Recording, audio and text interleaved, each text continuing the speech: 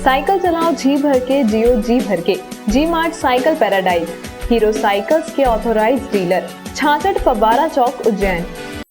नमस्कार, जय श्री महाकाल। न्यूज मालवा के आज के बुलेटिन में आप सभी दर्शकों का स्वागत है और मैं हूं श्रद्धा पंचोली। बढ़ते हैं न्यूज मालवा की खबरों की ओर और आज देखते हैं खबरों में क्या है खास।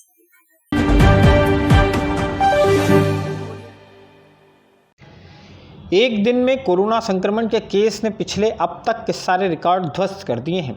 अकेले एक ही दिन में जिले में 83 नए कोरोना मरीज सामने आए हैं। इनमें से 82 उज्जैन शहर में मिले हैं। जिस रफ्तार से उज्जैन में एक्टिव कोरोना मरीजों की संख्या बढ़ी है, उसने प्रशासनिक अधिकारियों की चिंता और भी बढ़ा दी है। जिले में कोरोना के एक्टिव केस की संख्या अब 465 पर जा पहुंची है। गुरुवार की शाम माधवनगर अस्पताल में भर्ती शहर के एक 55 वर्षीय व्यक्ति की मौत होने की भी जानकारी सामने आई है। जिले में कोरोना संक्रमण की वजह से अब तक 108 लोग दम तोड़ चुके हैं। बिना लॉकडाउन लगाए कोरोना को रोकने के दो खास मंत्र हैं, टेस्टिंग और सोशल डिस्टेंसिंग। दोनों पर अब खास ध्यान दिया जा रहा है।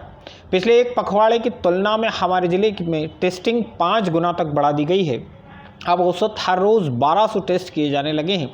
सोशल डिस्टेंसिंग और मास्क की अनिवार्यता का पालन सख्ती से कराने निकली पुलिस का शुक्रवार को अलग ही रूप देखने को मिला।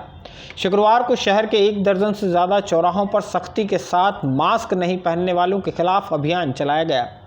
पूरे दिन में 400 से ज़्यादा लोग पकड़े गए। इन्हें अस्थायी जेल भेज दिया गया। मास्क नहीं पहनने वालों के सभी के अलग अलग बहाने थे, लेकिन पुलिस के आगे आज तक किसी की चली है जो इनकी चलती। जिसने भी तेज चलने की कोशिश की उसे तड़ाक की आवाज़ भी सुनाई दी और कानों के पीछे सीटी बजने का एहसास भी हुआ। यदि आप मास्क की अनिवार्यता को अब भी गंभीरता से नहीं ले रहे हैं तो ये कुछ फुटेज देख लीजिए।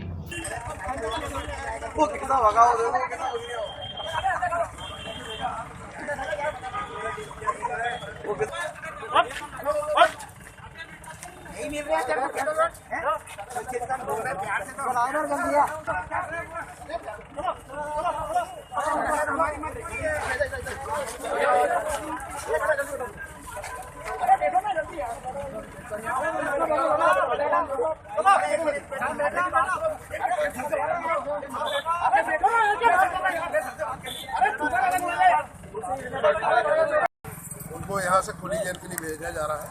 अभी तक हम लोग 50 व्यक्ति को अभी तक यहाँ से भेज चुके हैं। ये कार्रवाई निरंतर चलती रहेगी जिससे कि संक्रमण को रोका जा सके। यही व्यक्ति घर से निकल आता है बिना मास्क लगाए हुए और फिर जब हम यहाँ रोकते हैं तो फिर वो 50 चीज़ें गिनाता है कि मुझे यहाँ काम जरूरी जाना है, इस काम से जाना है, मैं आगे गलती नहीं करूँगा। इस तरह की परेशानी आ रही है।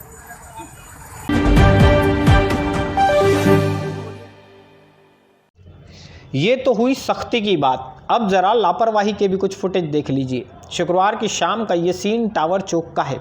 यहाँ एक वेब सीरीज़ की शूटिंग चल रही थी। गेलिया गांव में ऊंट आयोग की तर्ज पर सैकड़ों लोगों की भीड़ जमा हो गई। एक तरफ का यातायात ही अवरुद्ध हो गया। कहने को शहर में धारा 144 है और अंतिम संस्कार तक में केवल 20 लोगों को शामिल होने की इजाज़त है। फिर इस वेब सीरीज़ के लिए शूटिंग की अनुमति कैसे और किसने दी? जिम्मेदारों से यह भी सवाल होना चाहिए, किसने वेब सीरीज़ बनाने वालों को इजाज़त दी कि वे भीड़ इकट्ठा कर इस तरह से घंटों तक मजमा लगाए रखे? क्या इन लोगों पर महामारी एक्ट के तहत कार्रवाई नहीं होना चाहिए?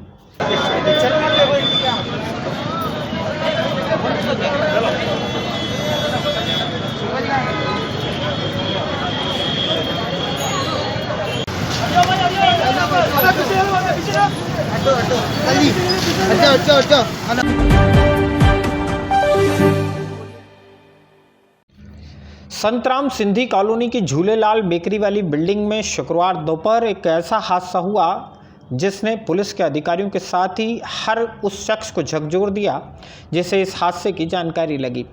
3 साल की एक मासूम बच्ची खिड़की पर चढ़कर बाहर का नज़ारा देखने की कोशिश कर रही थी। खिड़की के सरियों में उसकी गर्दन फंसी तो वह बच्ची खुद की गर्दन भी बाहर नहीं निकाल सकी। तड़पती रही और तड़पते तड़पते ही उसने दम तोड़ दिया। कमरे में बाहर से ताला लगा था। बच्ची के माता पिता नीचे बेकरी में काम कर रहे थे। वे अपने कमरे में जब पहुंचे और बच्ची को खिड़की में फंसा देखा तब तक काफ़ी देर हो चुकी थी। यह हादसा झूलेलाल बेकरी में काम करने वाले मजदूर अजय राय की 3 साल की बेटी दिव्यांशी के साथ हुआ है। अजय राय मूल रूप से बिहार के रहने वाले हैं। बेकरी में मजदूरी करने के लिए वे पत्नी और बेटी के साथ उज्जैन आकर रहने लगे थे।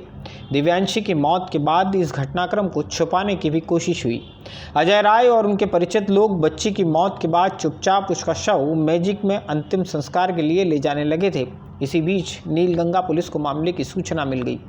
नीलगंगा थाने के पुलिसकर्मी सिंधी कॉलोनी पहुंचे, बच्ची का शव कब्जे में लेकर उसका पोस्टमार्टम करवाया और इसके बाद शव को अंतिम संस्कार के लिए परिजनों के सुपुर्द किया गया।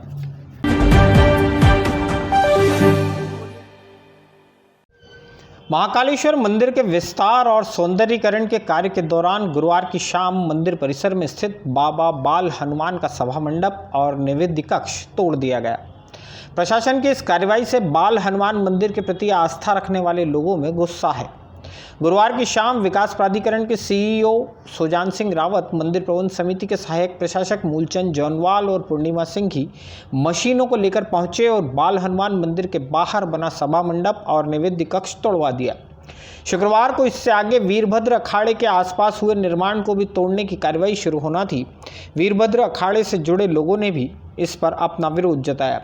हालांकि महाकालेश्वर मंदिर प्रबंध समिति के अधिकारियों की ओर से मौखिक रूप से यह आश्वासन दिया गया है कि मंदिर परिसर में जो भी निर्माण तोड़े जा रहे हैं उन्हें विकास की प्लानिंग के तहत नए स्वरूप में नई जगहों पर फिर से बनाया जाएगा।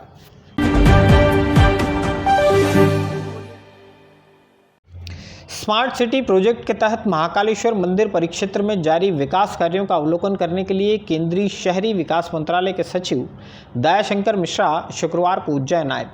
महाकाल वन, रुद्रसागर, महाराजवाड़ा, हरिफाटक ओवरब्रिज और बेगमबाग क्षेत्र के विकास के लिए उन्होंने स्थानीय अधिकारियों को अपने सुझाव दिए हैं। महाकालेश्वर मंदिर क्षेत्र में विकास कार्यों का अवलोकन करने के बाद श्री मिश्रा ने कोठी पर स्मार्ट सिटी कंपनी और जिला प्रशासन के अधिकारियों के साथ बैठक भी की।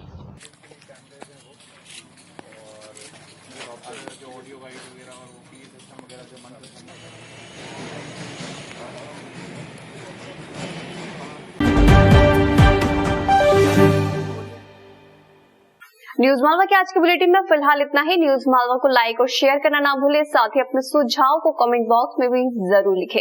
आज के लिए फिलहाल इतना ही। अगले अंक में आपसे फिर होगी मुलाकात, तब तक के लिए दीजिए इजाजत। नमस्कार।